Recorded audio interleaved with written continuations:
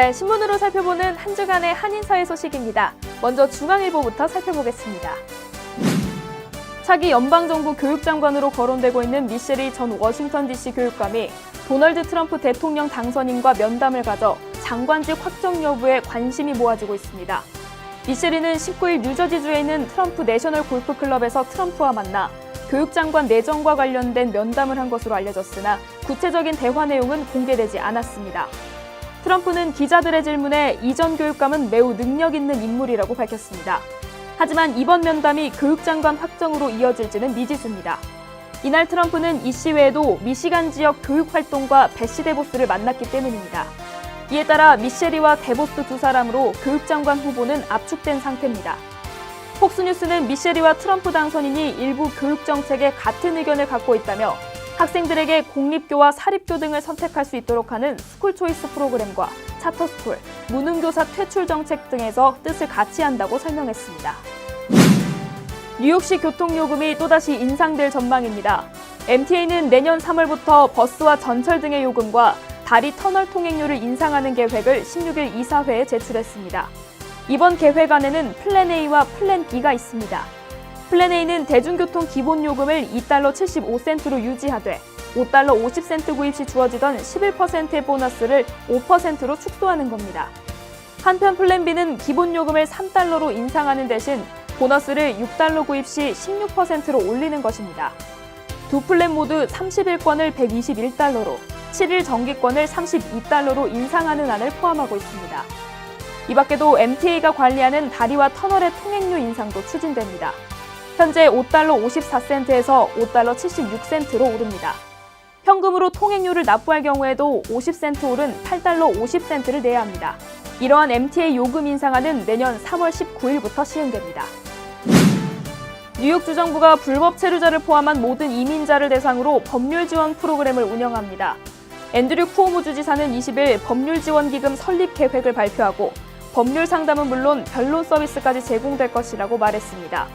또 인권보호 및 혐오범죄 방지를 위해 혐오범죄 전담반 신설을 지시했고 인권보호법 적용을 모든 공립교 학생들까지 확대시키는 개정안을 추진한다고 밝혔습니다. 법률지원기금은 이민자 관련 복지 및 지원 전담 부서인 새 이민자실에서 운영을 맡으며 대학과 전문포럼, 각 법조계 및 권익단체들이 공동으로 참여해 운영을 지원합니다. 기금은 혐오범죄 피해자나 차별 행위를 당한 이민자에게 상담 서비스를 제공하고 필요에 따라 법원에서 변론 서비스도 받을 수 있습니다.